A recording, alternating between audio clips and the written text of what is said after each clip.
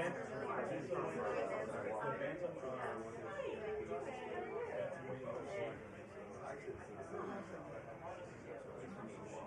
also have another cardinal about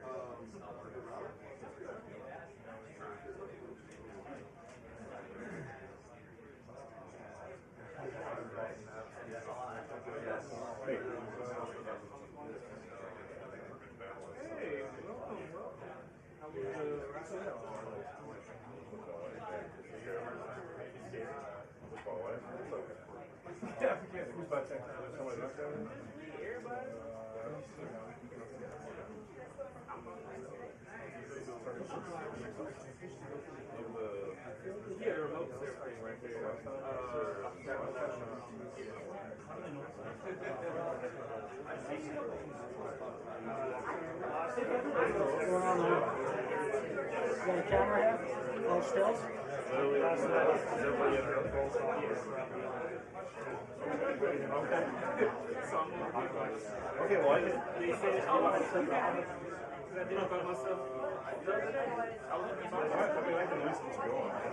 So the remote's right there, the dongle thing is still there. I'm waiting on the laptop to plug in. I'll go back to the main. I already did all that.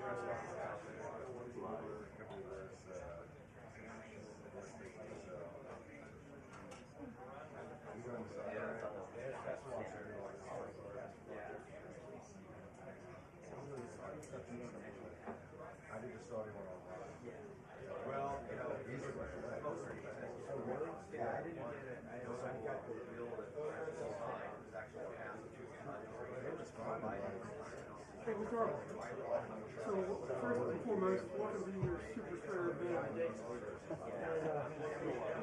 Secondly,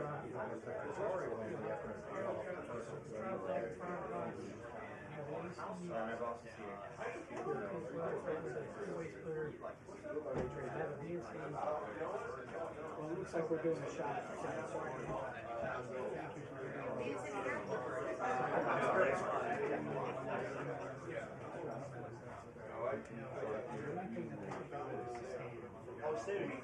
I want to make sure they open their seats. So I'm getting ready to an opportunity.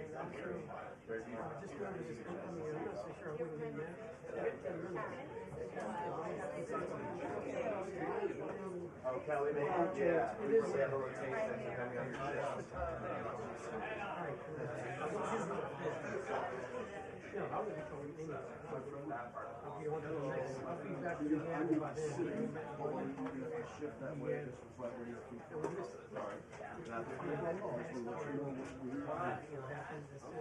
Thank you so much.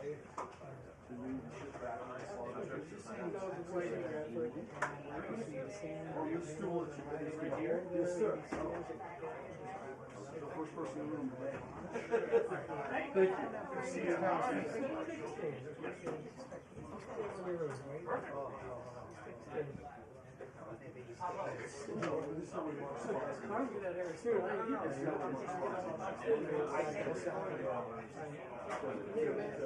my position too, as a photographer.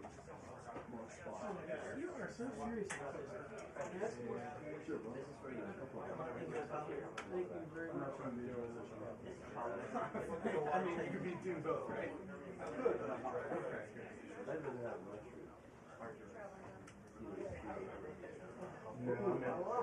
Nicely done. Nicely done. No.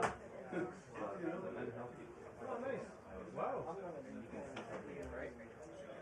It's not about you. It's about the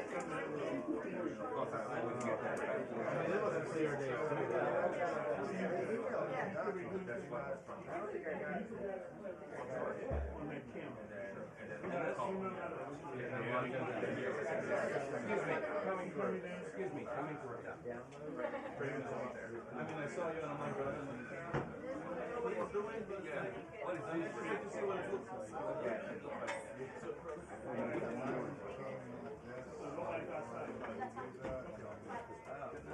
Yeah, it's in right. It's in right. No, that's not true. Whoa. This is the back. Okay, I was right next to Alex. Hey, Mark. No, When I no, first no, got there's there. no No, I Rick, was here before here. you. I was here. Okay, Fight. I'll get it. Okay. I don't know. I pushed it aside to leave this focus. When Excuse me. that was fine. When I first Battery's got on. it, I'll just turn on the transmitter for you. Got an aux cord. Should last an hour.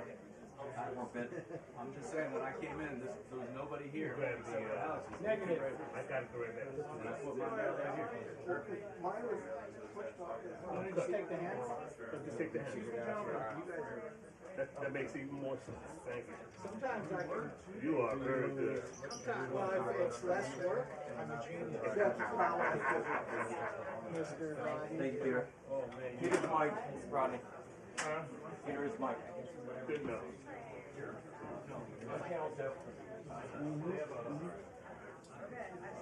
See you on?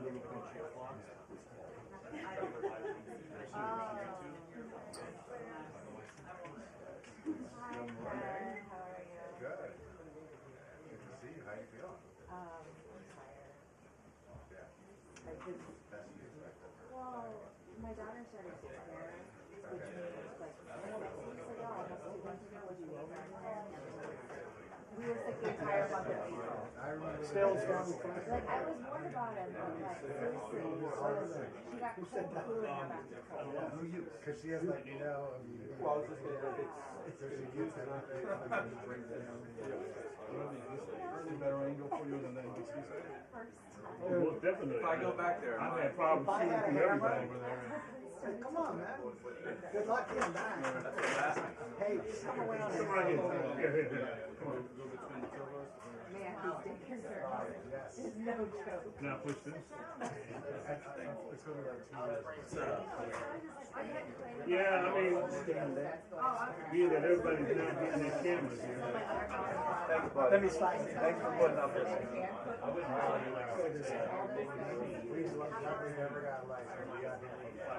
You got it, Evan?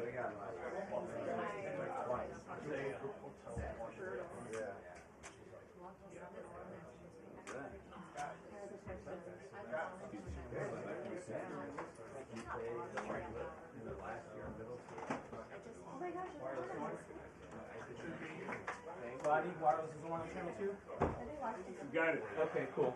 Thank you. Just checking.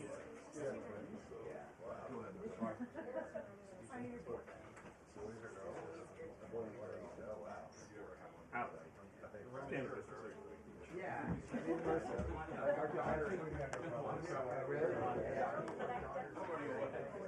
Thank you. Alex. Is that where you're going to be? Is that where you're Alex. Yeah. Thank you. That's good. Killing me small.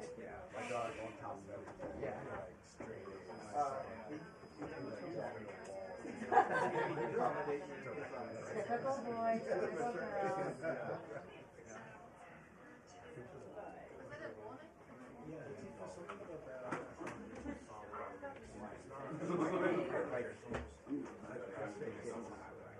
Salil, you got an angle? All right, now is there room for walking from the Metro? You guys will get up again.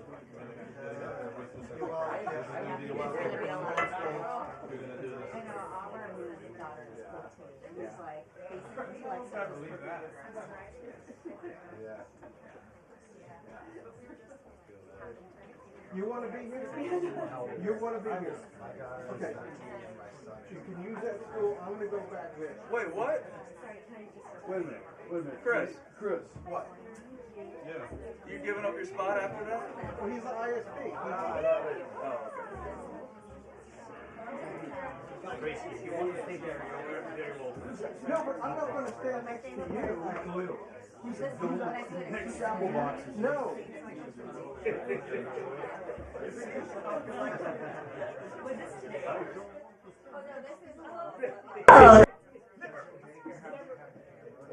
Not the cameras, but they have the app with the picture. So if This is how you direct it. But I'm cool. Well, oh, I see. So no, I'm just asking. Can I just switch over? Because it's a better angle. no, the reason why I came over here is because I was shooting at 1.2 through like 4 cameras. Okay. Let's see how badly. And then, CNN's shot. And, but I had a pistol. Strewn. Yeah, we can switch over after the mic. Give me a second.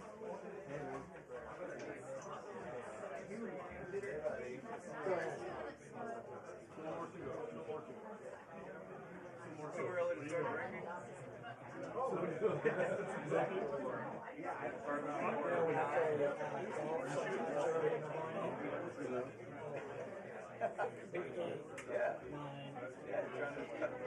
Enjoy yourself.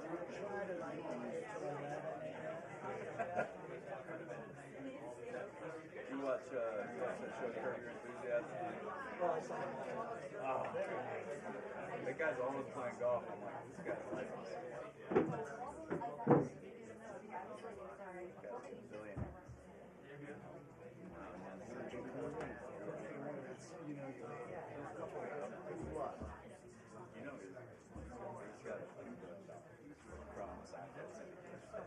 I knew it was 300 million, but yeah. no, it's like 900.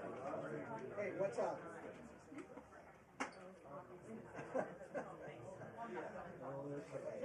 That's a cookie HR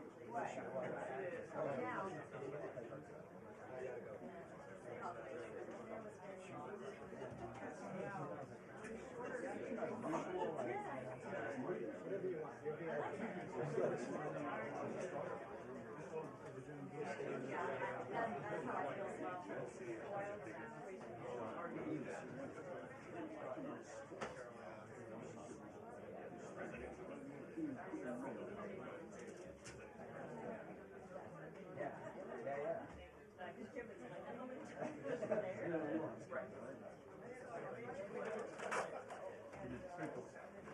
You'll be Yeah, I saw that look.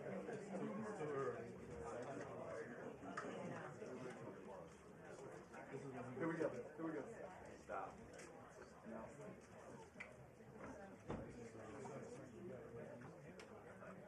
Regia, can I get an audio check on that? I.C. Parker, 1, 2, 3, 4, 5.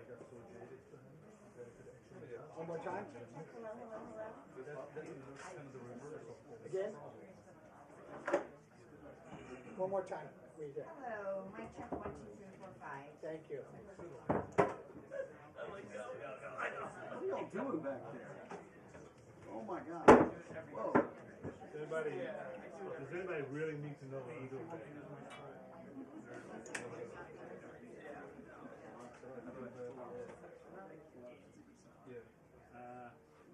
I mean, there'll be some. Our sleeping delayed to 9.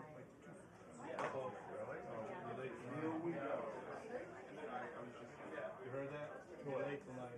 Are you serious? Sources with deep knowledge from the front row.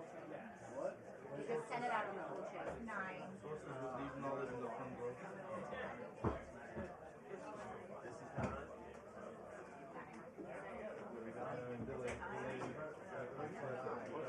Delayed. 9 o'clock.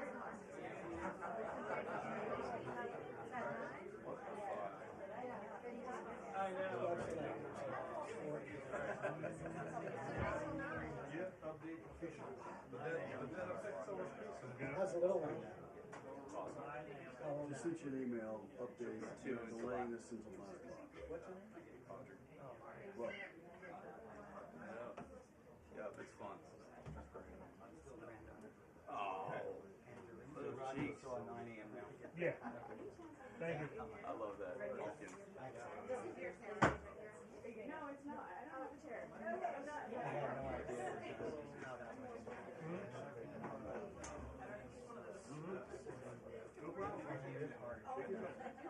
I know. Lay down.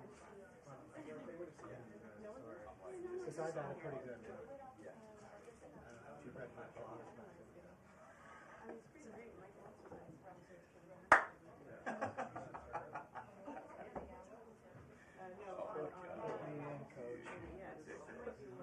Blue?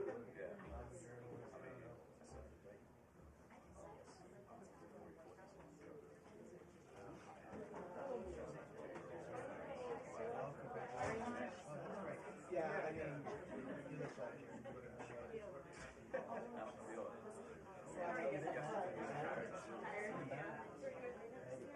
Started on we had ours. We had ours when we were there.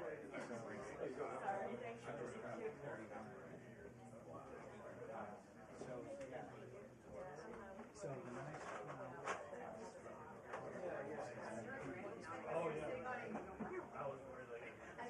but that means that you do some crunches. Later on, like 60.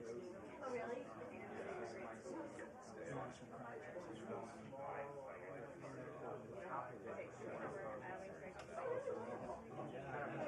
I bet it helped me. But, He also has a national review, so if you look him up, he has a national review.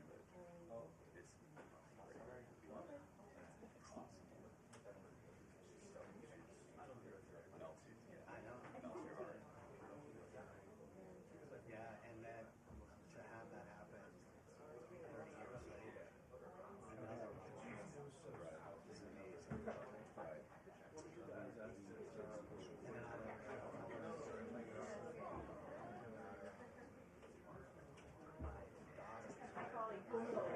so I got it with we want to be, I would say we're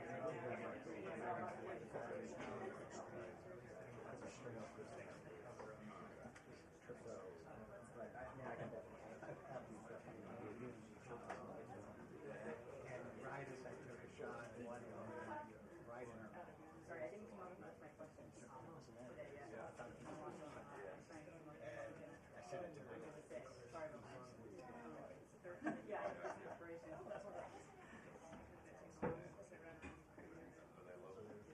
LA.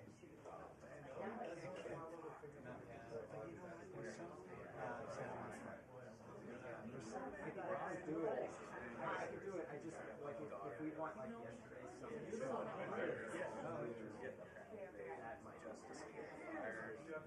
Yeah, I mean, they had some warnings, but they never had Santa Monica Airport. Right, right. No, there were some areas a little north, like right on the line. they were right on that. Okay. Yeah. Yeah, I have to ask him about his golfer. Did you ever do the WHNPA golf thing? I don't know. I think I tried one time and I didn't work. Eric Connor golfer. Yeah. I remember like when I was real young, you know, we were just running around drinking beer and like best ball and like I came across these guys in their team distant scopes and all that shit. And I was like, hey, want beer? And they were like dialed in. They won. Won the whole thing. Oh, right. Guys. Ed Lewis? But you know him. Yeah, Yeah, he's a big golfer. So. Yeah, he owns most of my neighborhood. Oh, does it? Good. Pulling in, like, I don't know, 6 months ago. Pulling into my alley. And he's up there on the corner. This is one of my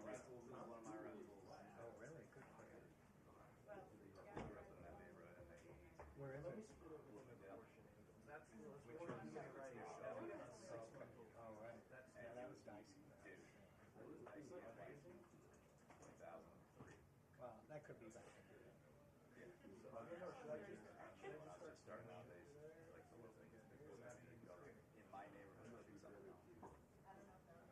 I gotta go. I don't know. Oh, you're right. You know, I live there. I came in the late 80s. Yeah. And during the crack era, Yeah. like 14 speakers, about 8 show guards, Yeah. and then all that. It's like a movie set. Yeah. Couldn't turn left. No left on. No right turns on K Street. Yeah. All the Washington Post guys had crazy stories. Even 15. Yeah. Crazy. 11 over by Mass or Booker. Yeah. Before the convention center. Yeah.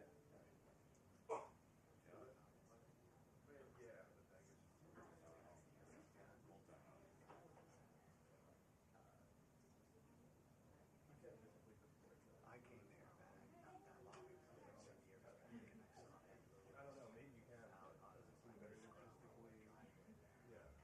True story. Takes a swing. I don't know. Ed Lewis? Yeah, takes a swing. And then tries to think and see whether it's I'm like, oh, that's insane. I could see, you know, just doing that. That's different than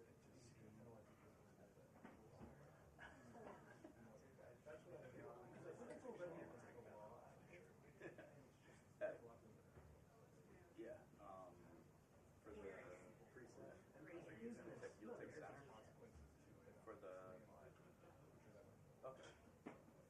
Okay. You take a ladder out. You know. So that's just something to consider. Oh, right. Okay. I'll let you know. Sure. Yeah. Okay. I'll let you It know. seems to be black. I mean, what's the name of it? Let me go. Cool? come on. I just want to squeeze Rodeo by. day one, I know. I don't want that like the crotch of the bike. Thank you guys. No, but you know Marion was a problem because you have Right. sign it.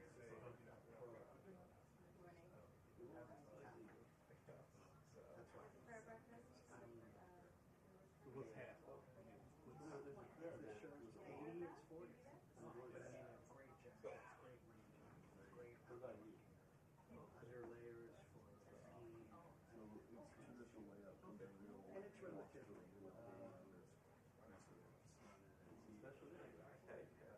KUH. You're on a program. Oh, God, I hate to be that way. Okay, then. But I'm in. No, you're out. I'm gonna write on an email. Okay, thank you. Under no means. I'm not sure about the twin or Around here, we're looking like all these other. That hurts. I take it personally. Don't do that. That's the only thing to me. Even though I do need it. I don't want any trouble. Nah, look, man, I'm just a little guy over here in the corner. I'm just in the corner. That's why I have this spot here, because I know it could be a little dangerous. And I like to kind of bulletproof glass behind you. You need more than that. Oh, you're not touching it. You just had that look. A fear in my life? No, that's just coming through. It's all fear, trust me. It's fear in my life. Fear loaded. In Las Vegas. Love it.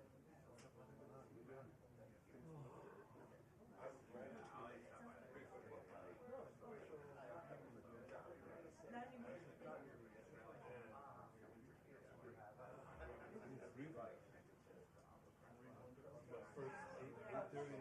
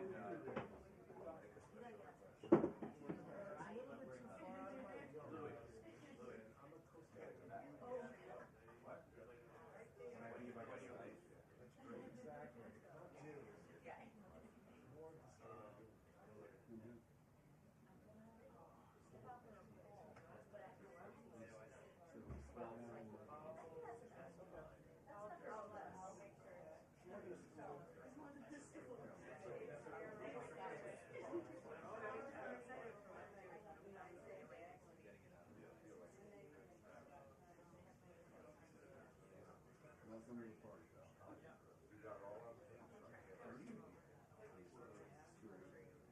Haven't said on.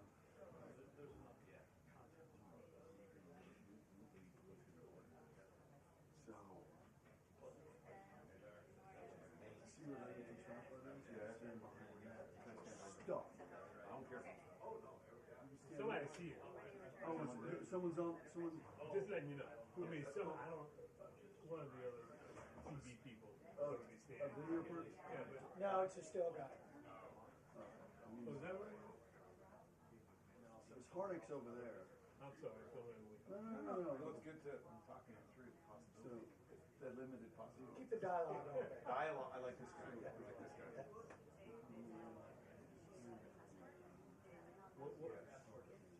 Whatever you do, don't hang a camera down and let it fall.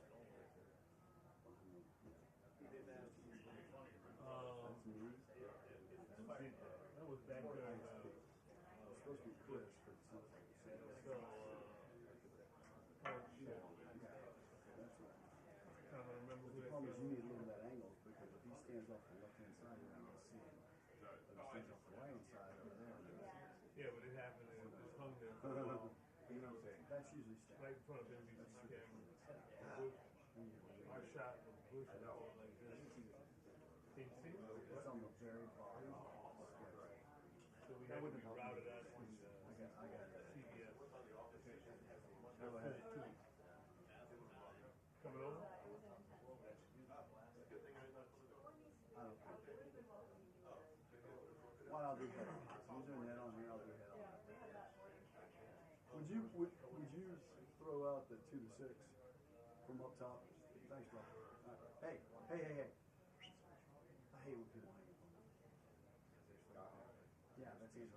Yes, there is. Yeah. Yeah, that's easy. Oh, that's Candy. No, there's plenty of room there. He's happy to share that. Okay. Yeah. You're the best. Love him. I did.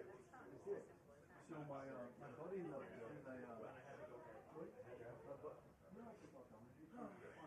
I gotta go put a ladder out for the next night. Presets, I think. Or I'm gonna miss presets. No. Preset. Okay, good. So I should probably go put a ladder there. Yeah. To what you can. I like that. Whatever. Do what you can. I said, get your feel. Oh, I thought you Same said thing. Get your feel. misheard. Like a boat. Same thing. No. No, there's a difference.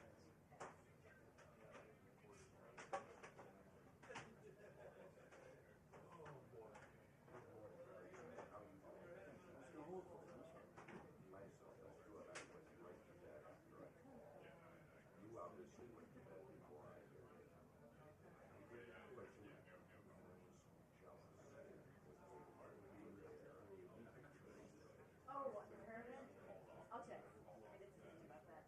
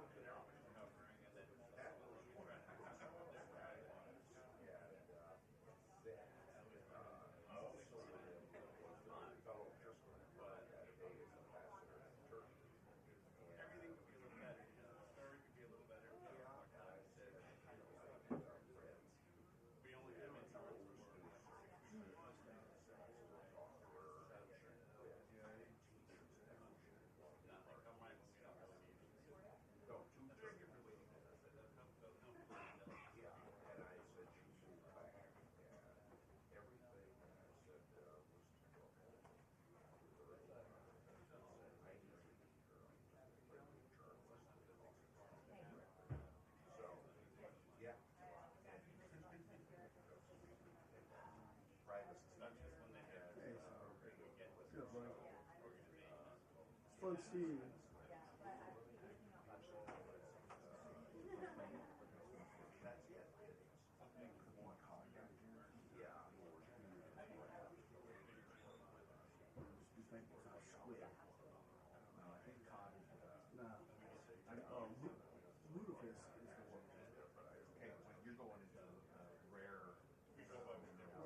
Canadian, you know what that is. You probably had it.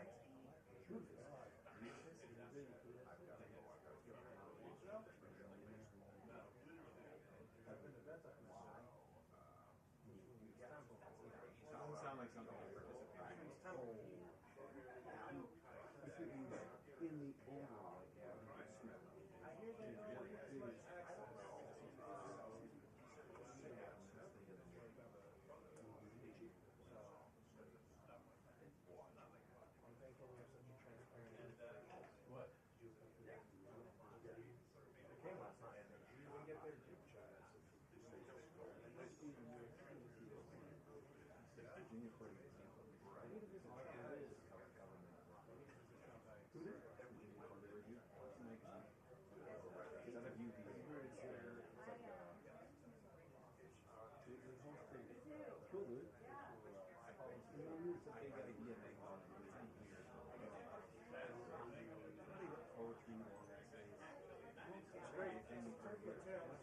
So you gotta keep an eye out for my friend's pumpkin.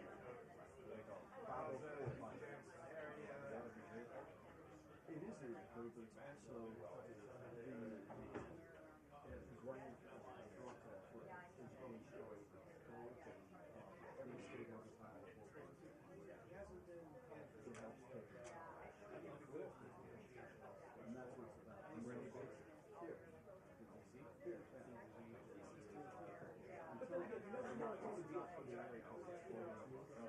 Every state is giving you a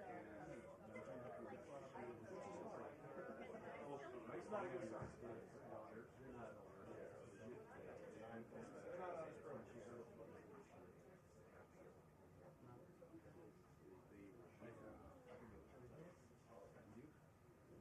Hey, Sean, yes, sir.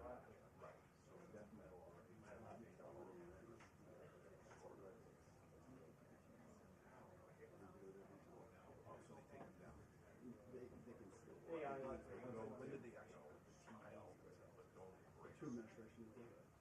Really?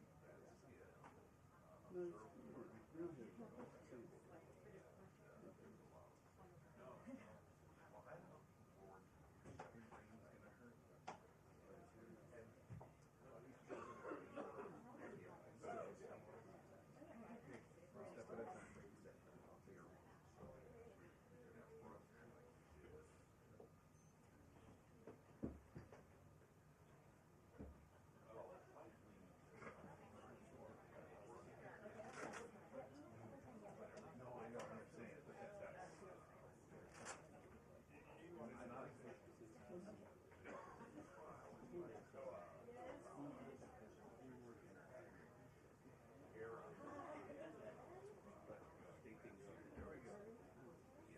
By the way, your cameo is in Chicago. Oh, you're in it. You meet Ken Light. Chicago. I think you're helping me sing. I love that. No, we're in Chicago. Remember that protest? And the bikes from hotels over there? And then we turned around and you're like, oh my God, I have a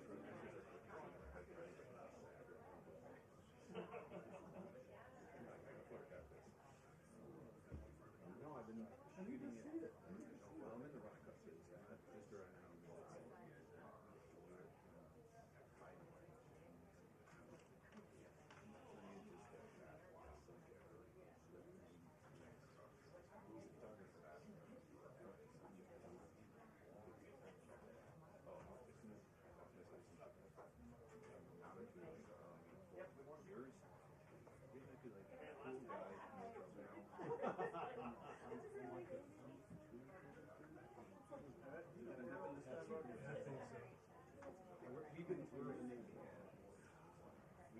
How long have you been gone? We need to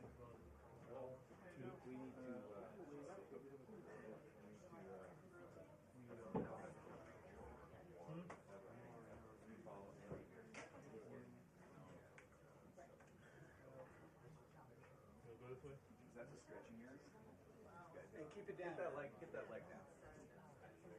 That's not wet. Anybody else want to come back here? I'm on. Andy's thinner. Andy's thinner. Andy's got less hair though. Oh boy. Here we go. Here we go.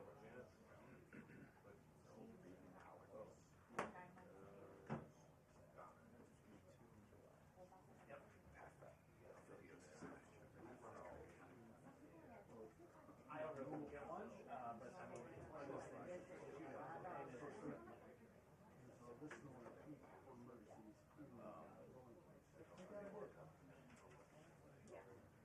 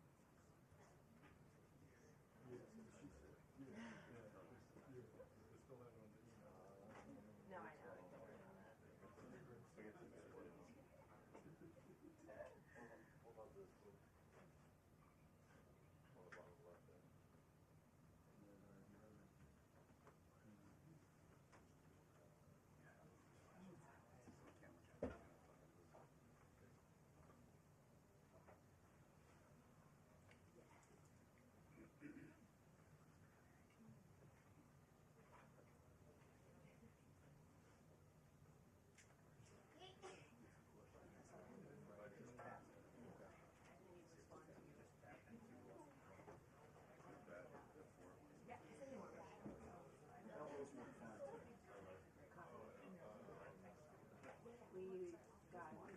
Quick check, Leisha. Hey, check. Thank you.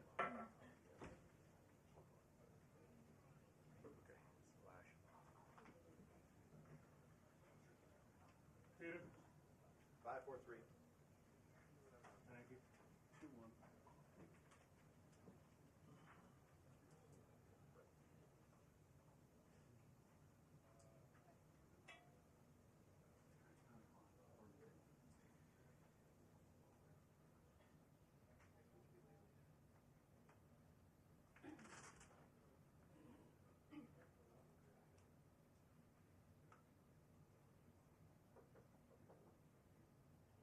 There are no pictures. No pictures.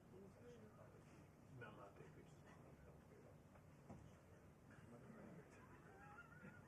Dana and Bill, good morning to you both. Any moment now, we expect to hear from the White House Deputy Chief of Staff Stephen Miller, as well as the Press Secretary.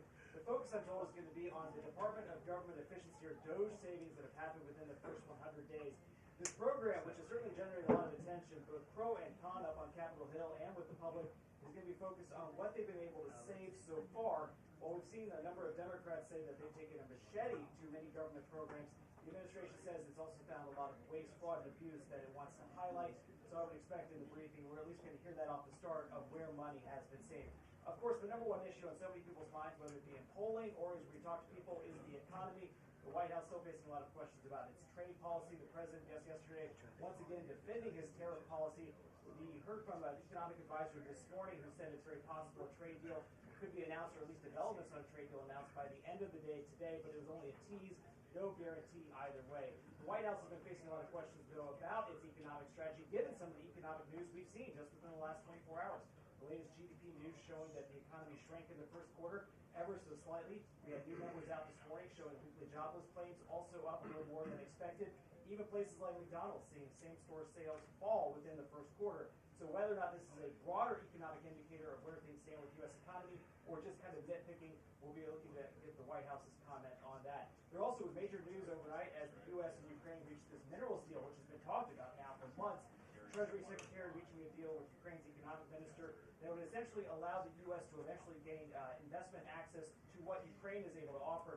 The Ukrainian government has been very eager to keep U.S. investment in the country as it's continuing to fight with Russia, and we obviously know that the administration has been working to create some sort of peace deal eventually. There's been a lot of talk about could this actually happen anytime soon. The Ukrainians are saying that they hope this is the first step to continue U.S. involvement as they try to defend their country. We also expect a lot of focus to be on the president's first 100 days. He's going up to, I should say going down to the University of Alabama tonight for a commencement speech. He'll likely talk about what he's been able to accomplish within his second term. We have seen that PR blitz all week day in a bill as they have brought out cabinet secretaries, the president himself in the cabinet meeting just yesterday, asking for updates on where a number of issues stand. We've heard from the Attorney General, from the Secretaries of Treasury and Defense, but obviously so many of the questions today will be focused on the economy, not the news I just talked about. Bill and Dana.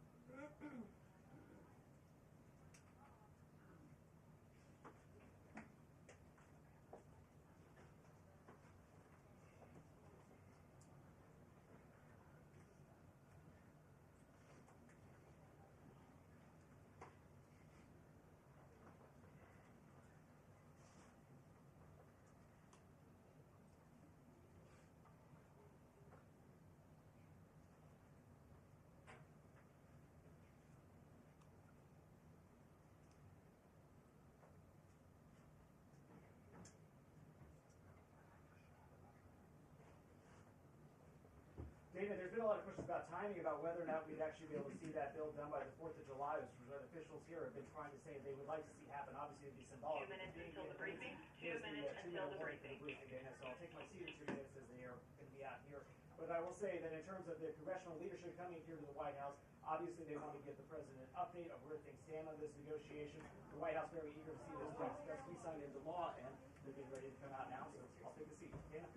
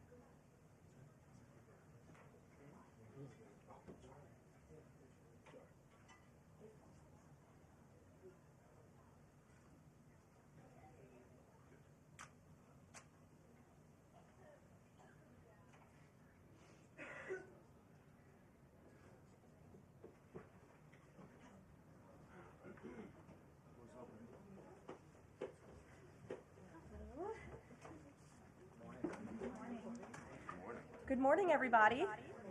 We're capping off the first 100-day week with our morning briefing. How does everybody feel? You like the morning briefings? Okay, we do too. That's why we're doing them. Good to see all of you. I brought a friend out here today who's happy to take your questions, but first, some remarks. At 11 o'clock, President Trump will participate in a National Day of Prayer event where he will invite Americans of all faiths across the country to join him in asking for God's continued blessings over our great country. During the event, the President will sign an executive order establishing a Religious Liberty Commission. Later today, President Trump will travel to the University of Alabama to deliver a commencement address to the graduating class of 2025. Last night, we saw yet again why President Trump is our deal maker in chief. We secured a historic agreement to establish the United States-Ukraine Reconstruction Investment Fund. This is a first of its kind economic partnership for the reconstruction and long-term economic success of Ukraine that both the United States will greatly benefit from. This partnership represents the United States taking an economic stake in securing a free, peaceful, and sovereign future for Ukraine. This partnership establishes a fund that will receive 50% of royalties, license fees, and other similar payments from natural resource projects in Ukraine. President Trump has been clear from the beginning. He wants the killing in this brutal war to end. This agreement shows how invested the president is in securing a truly lasting peace. To mark President Trump's triumphant first 100 days in office, we've detailed all week how President Trump has been hard at work delivering on the promises he made to the American people. And yesterday, the president once again showcased why he is the most transparent and accessible president in American history when he held his fourth open press cabinet meeting. Every cabinet secretary went into great detail, explaining how their respective agencies are making life better for American families and businesses. And then the president allowed all of you to ask questions on anything you wanted afterwards. One of the main reasons President Trump won nearly 80 million votes, swept all 7 battleground states, and received a resounding mandate from the American public is because of the contrast he presented during the campaign and continues to this day. Everything President Trump's agenda is grounded in one thing: common sense. While the Democrat Party went off the deep end and pure craziness, President Trump pledged to restore common sense back to the United States of America. In a little more than 3 months, that's exactly what he's done. He recognized that America is a sovereign nation that cannot survive if it does not protect its territorial borders. So he secured the border in record time and ended the mass invasion of tens of millions of illegal aliens into our homeland. The president knows his top responsibility is ensuring the safety of the American people, which is why he's arresting violent illegal alien invaders in our communities who threaten our public safety. And it's unacceptable to President Trump to allow rampant waste, fraud, and abuse of Americans' precious tax dollars, which is why the president championed a historic DOGE effort that saved nearly $200 billion already. President Trump knows America is blessed with an abundance of liquid gold below our feet in the form of fossil fuels. So he ended Joe Biden's reckless war on American energy and is restoring American energy dominance to lower costs and strengthen our national security. President Trump believes Americans should be free to drive whatever car they want, so he ended Joe Biden's disastrous EV mandate and promoted true consumer choice. President Trump stood up for the Constitution's promise of colorblind equality before the law, so he terminated radical DEI preferencing and federal contracting and directed federal agencies to relentlessly combat private sector discrimination. DEI seeks to divide and pit Americans against each other based on immutable characteristics. President Trump put an end to it. In President Trump's America, individual dignity, hard work, and excellence are the only things that will determine if you get ahead. President Trump is a proud free speech champion, which is why he ended Joe Biden's trampling of free speech rights and the federal government's censorship of American speech on online platforms. The president believes college students have a right to speak their minds and go to school safely. Again, common sense. So he took bold action to protect Jewish American students from harassment by pro-Hamas radicals on their campuses. And President Trump knows that America's children are our future, and he'll never stop fighting for them. That's why he ended the radical, un-American indoctrination of children by eliminating support for divisive, radical gender ideology and equity ideology, and why the president protected parents' fundamental rights. And lastly, the president believes in fundamental biology. Isn't that something? Which is why he made it the official policy of the United States government that there are only 2 sexes, male and female. And because men and women are biologically different, President Trump ended the unfair, demeaning practice of forcing women to compete against men in sports and having their private spaces invaded. When President Trump promised a complete restoration of America and the revolution of common sense, he meant it.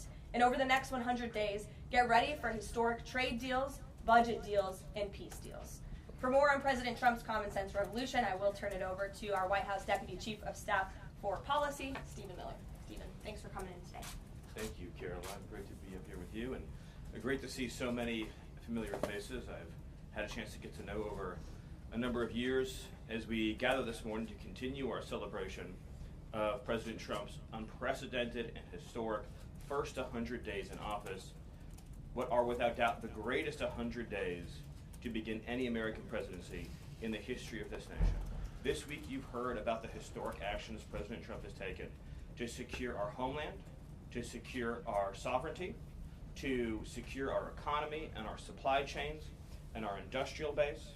Today you're also going to hear from me about what President Trump has done to secure our values, our culture, and our way of life from the unwavering assault from the radical left and the communists and the Democrat Party. One of the most significant crises that President Trump inherited upon taking office was the wave of racial discrimination, so-called diversity, equity, and inclusion policies that have taken over both public sector and private sector entities all across the United States of America. Perhaps the most dramatic example of this is that our air traffic controllers were being hired and promoted based on race and gender, not their ability to conduct our nation's air traffic. I would estimate that probably 90% of Americans would agree with the statement that airline safety should be based on your ability to keep, airline safety jobs should be based on your ability to keep planes landing and taking off and flying safely, not on what demographic box you check. President Trump has ended across the entire federal government all hiring, recruiting, retention, promotion, and training based on race and sex. This includes in our law enforcement agencies. So, again, when we took office, even in sensitive law enforcement, national security, and intelligence agencies, we were hiring individuals not on their ability to carry a weapon, not on their ability to keep Americans safe, not on their ability to conduct sensitive intelligence operations, but based upon race and sex. And obviously, that is unacceptable. It's going to be merit-based across the whole federal government. But this wasn't just the federal government. This was the private sector, and this was also, of course, our entire university and education system. So President Trump's Department of Justice, working with other departments and agencies, have made clear that this administration is going to fully enforce Title VI, Title VII, and Title IX of our federal civil rights code. Discrimination based on race and sex is prohibited by law, and this administration will vigorously enforce that. And companies, small or large, that violate plain text of federal statutes will face appropriate financial and other penalties. This administration is not going to let our society devolve into communist, woke, DEI strangulation. We are going to have a system of merit, which is not just a social and cultural issue, it's an economic issue.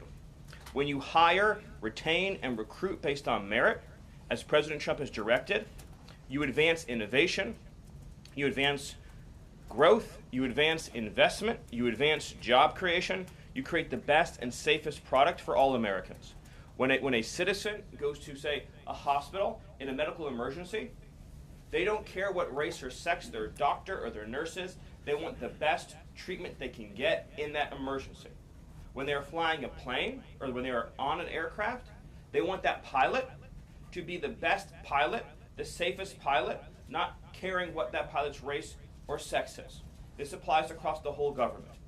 In particular, looking at our university system, this administration has opened investigations into universities across the country for violating, and we talk a lot about Supreme Court rulings, universities across this country are in plain and direct violation of the Supreme Court's ruling that affirmative action, as in racial quotas and set-asides, are illegal. Students must be admitted to universities on a color-blind basis. But we have demonstrated through clear evidence that our university system, including our medical schools, and perhaps particularly our medical schools, are engaging in race-based discrimination, racial set-asides, racial quota schemes, and other efforts to evade the Supreme Court's ruling, and again, the plain text of federal statute. So universities are on notice, and universities are already facing the financial consequences of their noncompliance with federal law. The clearest example that we're all familiar with, of course, being Harvard, which is engaged in repeat, systemic, and sustained violations of federal civil rights law. Another area of civil rights law that we talk about a lot, of course, is Title IX, sex-based discrimination. And this administration ended the Biden administration's policy and the Democrat Party's policy of allowing men into women's sports, men into women's spaces. We are using every single legal and financial tool we have at President Trump's direction to make it clear that schools and universities are and will lose federal funds, as you've seen in Maine, if you allow men to invade women's sports and women's spaces. And this applies to our whole K-12 system. The Department of Justice is also coordinating with state and local law enforcement to fight child abuse in our school systems. It is child abuse to change a child's gender, particularly if you do not inform the parents. In other words, if a 5-year-old or a 6-year-old goes to school, or a 7-year-old goes to school, and the teacher tries to turn the boy into a girl or the girl into a boy, that is child abuse. And this administration is treating that as child abuse. And it is a gross violation of parental rights. This also includes the administration's message to our hospital systems that they cannot and will not be allowed to use taxpayer dollars to perform chemical castrations and sexual mutilations of children. Castration surgeries, castration drugs, sterilization treatments of children are barbaric. They violate all sound medical ethics. They are completely unwarranted. They harm children for life, irreversibly. It is child torture. It is child abuse. It is medical malpractice. And so the Department of Health and Human Services, under the leadership of Bobby Kennedy, as well as the Department of Justice and other departments of this government, are making clear to our medical providers and our hospital systems that you cannot use taxpayer dollars to perform these barbaric procedures on America's children. And HHS has systematically updated and eliminated all of the junk, fake science that was produced under the Biden administration promoting sex changes on children, promoting the idea of sterilizing children. That's been cleaned out, that's been removed, and new guidance is being issued to doctors and hospitals advising them that they cannot perform these horrifying procedures, these irreversible procedures on our nation's children. We are also making clear in our prison system, male prisoners will not be allowed into women's prisons. The Biden administration promoted prison rape by putting men into female prisons. That is obviously insane, cruel, and unacceptable. And even though the Democrat Party and Hakeem Jeffries and the Democrat media continue to fight to put men into women's prisons, this administration will not allow that. And will not allow men, as well, in our K-12 system, into women's private spaces and restrooms. We have seen horrifying example after example of young girls being sexually assaulted because school districts have allowed men into women's and girls' private spaces. This administration, President Trump, is at the forefront of protecting women and protecting girls. And nowhere is that clearer than when we are talking about fighting radical gender ideology. This administration is also fighting to get critical race theory out of our school districts. Children will be taught to love America. Children will be taught to be patriots. Children will be taught civic values for schools that want federal taxpayer funding. So as we close the Department of Education, we provide funding to states. We are going to make sure that these funds are not being used to promote communist ideology. For any nation to be successful, it cannot teach its children to hate themselves and to hate their country. So these are a few of the areas in which President Trump has fought the cancerous, communist, woke culture that was destroying this country, where we were led to believe that men were women, that women were men, that racial discrimination was good, that merit was bad, and that safety and physical security mattered less than the feelings of liberal ideologues. The president has also fought to return the Department of Justice to its core mission of protecting public safety and locking up violent criminals, instead of using the Department of Justice to target conservatives, to target Christians, to target people of faith. The last administration cruelly and shamefully used the power of law-abiding Americans, in particular Trump supporters, conservatives, and Christians. That persecution has ended. The Department of Justice and the FBI are back in the business of going after bad guys, of going after gangs, of going after criminals, and keeping Americans safe. Let me just conclude before taking questions by noting that when you look at the sweep of the first 100 days, every single crisis that has afflicted America for years, sometimes decades, sometimes generations, this president has fought head on. He has taken on every entrenched power structure and system all across this government, this swamp, this town. That includes, of course, the Doge efforts to slash corrupt, wasteful government spending, graft, and corruption, and to stop billions of taxpayer dollars from going to radical left NGOs. These are left-wing nonprofits that are used to advance illegal immigration, to advance open borders, to advance gender ideology, and to advance all of this insanity that has been turning our country in the wrong direction for so many years. President Trump took head on the trade crisis afflicting this country with the destruction of our manufacturing and industrial base, the shameful betrayal of the American worker by Joe Biden and the globalists that sent all of our supply chains overseas. He took head on the catastrophe of mass, unlimited illegal immigration that was turning us into a failed third world state and achieved the lowest level of illegal immigration in recorded history without even a close second. He took on the economic crisis afflicting this country by reopening American energy, by defeating inflation, by lowering gas prices, by ending the onslaught and reversing the onslaught of federal regulation, by reopening coal, shale, oil, natural gas, and fighting now for the largest tax cut and reform and the largest deregulation reform and the largest energy reform in American history. These are just some of the things that have ushered in the new golden age, along with his fight to restore the peace that we had for 4 years under the previous administration before Joe Biden sunk this planet into bloodshed and war in the Middle East, in Europe, and rising tensions in Asia. President Trump, in every area of conflict around the globe, has been fighting to restore peace, security, stability, harmony. So he inherited an economic catastrophe, a border catastrophe, a public safety catastrophe, and a cultural catastrophe.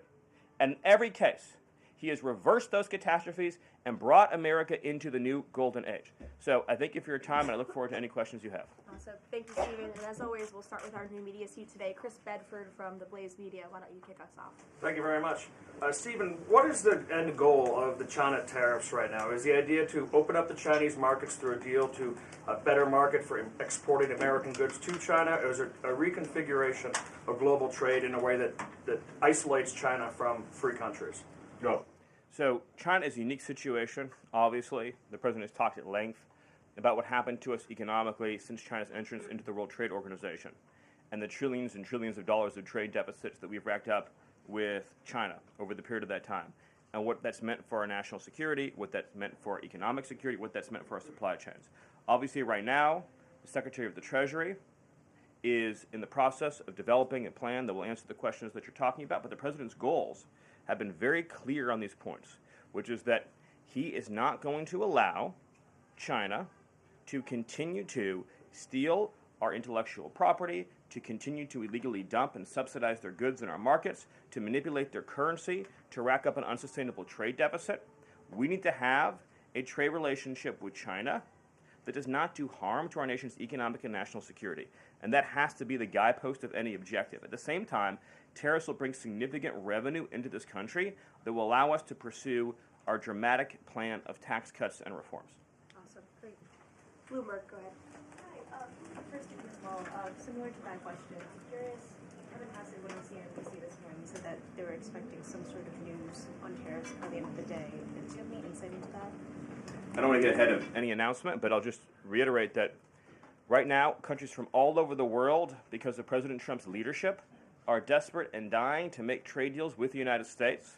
We're going to evaluate each of those deals, and President Trump is personally involved in making sure that these negotiations serve only one interest, which is the interest of the United States of America, and we'll end up with a deal in these cases where, yes, the other countries, obviously, will have their own demands and their own interests, but nothing will go into effect that doesn't serve the interests of America and the American people. Thank you. Stephen, this morning GM is putting a dollar figure on how much the president's tariffs will impact the company. The CEO says tariffs will cost GM between $4 and $5 billion this year. The CEO of Ford says he can't commit to not raising prices because of tariffs. Is the administration open to doing more to give automakers relief? the question, unfortunately, misses the entire point, which is that U.S. automakers have announced dramatic investments and expansions inside the United States. American auto plants are growing, they are expanding, they are opening new facilities, they are expanding existing facilities that are already in operation, because it is now the case that for the first time in our lives, that American cars receive preference in America's markets. The U.S. auto industry used to control the entire world. I believe the number during the heyday was that 70% of all cars in the world were made in Michigan. And now, of course, we've become a tiny fraction of the global market. And the reason for that is because the United States opened its markets to every single foreign cheater and every single foreign nation that subsidized its goods on the face of the earth, and their markets have been closed to ours. Japan closed their market to our cars. The entire EU closed their market to our cars. South Korea closed their market to our cars. All of the countries I just mentioned have tens of billions of dollars of annual trade deficits in automobiles with the United States. These are supposedly pure nations, nations that have at least a somewhat equivalent per capita GDP. So it is impossible under the terms of fair trade, if you have two nations with similar per capita GDP, to have such uneven trade flows in automobiles. What the president has done with his car tariff, we have the most desirable market in the world, is if you want to sell cars tariff-free, tax-free to our market, your plant has to operate in the United States. The only alternative to that is to have no U.S. automobile industry whatsoever, which is where this was headed, to be clear. If we stayed on this current path, within a few years, there would have been no U.S. automobile industry. And what little was left of it would have been in Mexico. Because U.S. auto companies have steadily been shifting their supply chains to Mexico, where they believe it is cheaper to make their products. In reality, it'll be cheaper to make them here because there'll be no tariff for anything made in the United States, and we'll have the cheapest energy and the best regulatory environment in the face of the earth. But in the meantime, while manufacturing ramps up, American consumers may pay more. Do you agree? Not on cars they won't, because again, there's now a massive economic incentive for automobile producers to expand production in the United States, and whatever they make here, there will be no tariff. We'll go to the back row. Go ahead. Thank you, Karoline. Today, the U.S. Chamber of Commerce released a letter to the Trump administration asking for small business tariff relief. They say that's necessary because in order to save small businesses and to stave off a recession. Stephen, is the administration considering small business tariff relief? The relief for small businesses is going to come in the form of the largest tax cut in American history. A tax cut, by the way, that every single Democrat is planning to vote against. They're voting for a tax hike on every middle-class family of about $4,000. The president has made clear that there will be 100% expensing for investment in the United States. Companies that invest in the United States will be able to deduct 100% of that cost from their tax liability. This will be the most pro-small business tax bill in American history. And at the same time, this is what you have to understand about the plan, is as they're able to do that, as they're able to reshore those supply chains, that also means they'll pay no tariff. So you'll have the lowest tax environment and there'll be no tariff because their production and supply chains will be in the United States. So that's a no on tariff relief for small businesses in the short term? It's a yes on tax relief for small businesses. And again, you only pay the tariff for products that are made outside the United States. Edward. Yeah, thanks. So on the rare earth mineral deal that was signed last night, when can that deal be operationalized? What's the time frame? And what kind of leverage does that give Ukraine over Russia? I think the more important point about the Ukraine deal, and I would hopefully have an update for you soon on how quickly it can be operationalized, but we'll be moving at full speed, not only on that mineral deal, by the way, but on every mineral deal that this president has been unleashing. So we're opening up mines all across this country. We're also pursuing energy and mineral deals all over the world. Since the president issued his executive order also on deregulating coal, we've seen dramatic coal production increases already in the United States. So we're taking advantage of the trillions of dollars in coal wealth and mineral wealth that exists in the United States. We're a very mineral-rich country. But with respect to that deal, we'll move it and operationalize it as fast as we possibly can. But it's meant to pay back the United States, this is the key point, for the hundreds of billions of dollars that our taxpayers have spent subsidizing the war in Ukraine. So it is repayment to the United States, and that's one of the most important points to understand about it. What's the leverage? Does it give? What kind of leverage does it give? The president's goal, again, is to end the killing, to achieve a peace settlement. That remains, of course, the overriding objective. Thank you so much, Caroline. Thank you, Stephen. Thank you. This administration has stressed the need for price transparency for things like healthcare bills and concert tickets. So why is it a political and hostile act for Amazon to display price transparency on consumer goods? Well, I think it's the wrong way of looking at it, which is why would, first of all, that proposal is gone now, but why would Amazon, of all the different things that go into a theoretical price input, right? For example, does Amazon list the cost of California's regulations on everything made in California? Anything you make in California, you have a massive price increase because of the healthcare regulations that are unworkable in that state, because of the labor regulations that are unworkable in that state, because of the subsidies that go to illegal aliens in that state, because of all the bureaucracy. So anything being produced in California has a massive built-in price hike. So why wouldn't Amazon have a list saying if you purchase it in California instead of in Alabama, this is the premium that you pay? That you pay. This was a clear attempt by whoever proposed it originally, I don't know, because Amazon says they were never going to do it, to try to undermine our trade negotiations with China. I'll make another important point on this, which is that there's been many complaints about the fact that there are a lot of products that are sold on Amazon that are actually rip-offs of American products that are then stolen by China, and then they take our IP and they put them into products to try to undersell our manufacturer. So to the extent that we are engaged in labeling issues on Amazon, I would say that would be the most significant one to fix, is making sure we're not undercutting American consumers. And then one on Abrego Garcia, please. The administration is reportedly inquiring about his return. Is that to check a box for compliance, or does President Trump want him back on U.S. soil, or both? So, as Secretary Rubio said yesterday in the cabinet meeting, this administration is not going to publicly discuss the inside details of our foreign policy and negotiations with a foreign country. And in particular, we are not going to allow a district court judge to try to become the Secretary of State.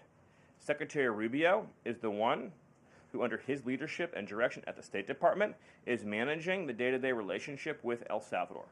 Let's just take a moment, number one, to express our gratitude to El Salvador for agreeing to take some of the most dangerous terrorists off of America's streets and to put them into a safe environment where they cannot continue to engage in acts of terrorism or coordination with the Maduro regime. You may have seen recently an FBI assessment that was unclassified that said that the Maduro regime is using and planning to use trained Aragua terrorists to carry out assassination plots on American soil. Now, very few in this room covered that. I'll let you all ask yourselves why you didn't cover it and why your editors didn't assign that story to you. Something I think you should think about on your own. But this is a earth-shattering piece of news. The Biden administration imported a terrorist army that our own FBI assesses is planning assassination strikes on American soil against critics of the Maduro regime. Those are the terrorists that President Trump is finding and apprehending that our Democrat judges and Democrat activists are trying to keep on U.S. soil. Tren de Aragua has the same legal status as Al-Qaeda and ISIS. MS-13 has the same legal status as Al-Qaeda and ISIS. These are foreign terrorists operating on our soil. And our gratitude to El Salvador for agreeing to take custody of these terrorists is immense. With respect to the case that you mentioned, there's now even been more evidence that has been made public of this person's violent, repeated threats and assaults against his spouse, someone who had repeated, documented human trafficking and human smuggling offenses, somebody that has extensively documented membership in MS-13, a terrorist organization, and of course he had MS-13 tattooed on his knuckles. This is a person that was a clear and present danger to the safety of the American people. And it is a sad reflection on the state of our media and many of the outlets represented in this room that you obsessively try to shill for this MS-13 terrorist. Well, no coverage occurred in your papers about any of the Americans that were raped and tortured and murdered by the illegals that Biden was importing into our country. You know, you talk about due process. The Biden administration made the decision to give extensive due process to two Tren de Aragua terrorists that were apprehended at the border just a couple years ago. They were two gentlemen. They were from Venezuela. They were members of Tren de Aragua. The Biden administration Border Patrol apprehended them and made the decision to provide them with extensive due process put them onto a program known as supervised release, and put them on ankle monitors so that they could go through a lengthy legal, judicial determination as to whether these legal aliens who had just set foot on U.S. soil might want to live in the United States for the rest of their lives. What was the result of that decision? What was the result of that choice that was made? Those two men kidnapped a young girl named Jocelyn Ungary from her family. They beat her, they sexually assaulted her, they tortured her, they stripped her, they murdered her, and they dumped her body. That is what the Biden administration's policy was. Most of your papers never covered her story when it happened. To the extent that you covered it at all, it was because President Trump forced you to cover it by highlighting it repeatedly over and over again. He had to shame you into covering it. And each and every one of you that sides over and over again with these MS-13 terrorists, to the extent that you have the financial means to do so, you all choose to live in condos or homes or houses as far away from these kinds of gangbangers as you possibly can. If I offered any one of you a rent-free home with no taxes to pay in any of these gang neighborhoods, and I said your neighbors are MS-13 terrorists or Mexican mafia or Sinaloa cartel or Tren de Aragua, I couldn't pay you to live there. But yet you, with your coverage, are trying to force innocent Americans to have these people as their neighbors, and that one day their daughter may be abducted from their home and raped and murdered. So you're not going to get an ounce of sympathy from this administration or President Trump for the terrorists who've invaded our homes and our country. Awesome. Thank you. Peter, we'll take a couple more questions. A couple questions on Doge, of course, because that's the topic that you're here to speak about. But I want to ask you one other question about the topic of prices. We heard from the president on this just yesterday, right now, on prices and the risk that there could be some short-term, as he said, shortages. He was referring specifically to dolls. What do you tell Americans right now, Stephen, who say they can't afford to, in the president's words, be patient? Americans who voted for President Trump on his promise that he would lower prices across the board on day one. But he did lower prices across the board on day one. Well, grocery prices last month went up 0.4%, of course. So I mean, just across the board, not exclusively eggs. Inflation, as you would acknowledge, is down substantially. Gas prices are down substantially. The new GDP report showed a 22% record increase in investment in the United States of America. So all of the, and don't even, egg prices, of course, which was all you guys talked about for a few days, I think are down like 80%. The reality is that we can either surrender economically to China, or we can reclaim and reshore our manufacturing base and our industrial needs. And it's not just China. In the event of any national emergency, this is the president's first duty as commander-in-chief. In the event of any national emergency, we cannot be reliant on foreign countries for steel, aluminum, energy, technology, any of the essential components that we need to keep this country running. He is fulfilling his duty as commander-in-chief that every president before him had failed to fulfill or even actively betrayed. And despite inheriting all of this, as I mentioned, inflation down, jobs up, and particularly, by the way, jobs for American workers. So for the first time, you look at these jobs reports, the government workers are going down, which artificially, of course, increased previous job totals. The employment of non-citizens is going down. The employment of American citizens is exploding. Remember, all the job gains during the Biden administration, so-called gains, on net were for foreign workers. So if you look at the stock of American workers over his whole administration, they lost jobs on net. So if you're an American worker, you lived through 4 years of a Biden depression. That was the economic reality that now the President Trump is rescuing. And again, if you make your product in America, there's no tariff. And as we develop advanced manufacturing techniques, increased AI, increased robotics, it'll be cheaper and cheaper and cheaper to manufacture in America. But to be clear, you said that prices have gone down across the board. The president himself acknowledged that on toys you may end up paying, on dolls he was referring to, you may end up paying a little bit more right now. So in terms of... He was making the point that I think almost every American consumer agrees with. If they had a choice between and I'm a parent of young children, you had a choice between a doll from China that might have, say, lead paint in it, that is not as well constructed as a doll made in America that has a higher environmental and regulatory standard and that is made to a higher degree of quality. And those two products are both on Amazon, that yes, you probably would be willing to pay more for a better made American product, but here's the key point. With the tax cuts, the regulation cuts, the energy price decrease, and everything else that President Trump is doing to unleash this era of American prosperity and prevent the road we were on to get off that road of financial ruin and doom means that it will be cheaper than ever to make and manufacture in America. I think that answers your question. So I'm going to one more. Stephen, can I just can I ask the Doge question? Can I ask about Doge? Peter, we just gave you 2 questions. Brian, go ahead. Last night, Kamala Harris delivered her first major speech after losing the election. She attacked Trump personally, attacked the policies. Any comment from the White House on that? Well, I think it was a great reminder to the American people of just how blessed we all are that the leader sitting in the Oval Office today is President Donald Trump and not President Kamala Harris. It was a helpful reminder of just what a travesty and a tragedy that would have been. It would have been the end of America. And it gives me a chance to bring this whole thing home.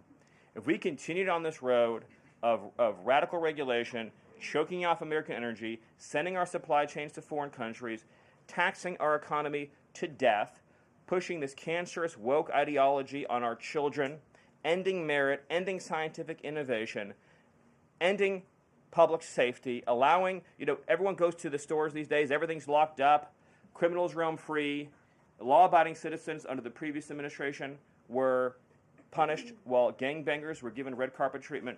Democrats, of course, are still giving gangbangers red carpet treatment.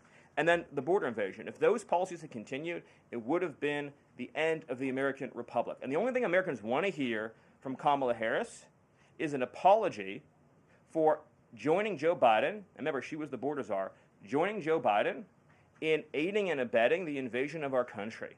And we're never going to stop talking about this because what they did to this country is unforgivable. It is an eternal stain on the Democrat Party. Every day we read another story.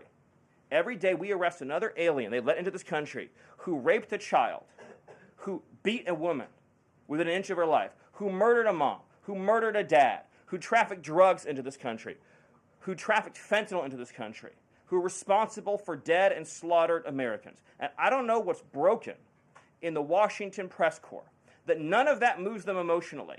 The only thing that gets them exercised is, do we need to have more trials for terrorist supporters? Do we need to have more trials for gangbangers? Do we need to have more trials for illegal alien invaders? Even though Congress and the Constitution clearly say that you can expel invaders and illegal aliens quickly, efficiently, and properly.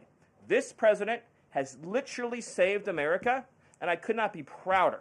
I could not be prouder, as I know Karoline feels the same way, to come every single day to this building where we have a leader sitting in office whose first, last, and every thought is the safety, prosperity, security, and sovereignty of the citizens. That's an important word, people. Citizens of this republic. Thank you all. Thank you, Stephen. Thank you for your time. Thank you, everyone. And just to add on the Kamala Harris point, I think I speak for everyone at the White House. We encourage Kamala Harris to continue going out and do speaking engagements. You'll hear from the president at 11 o'clock. See you guys later. A report the president's planning to fire Mike Waltz. You guys have a response? Why haven't you nominated a single judge?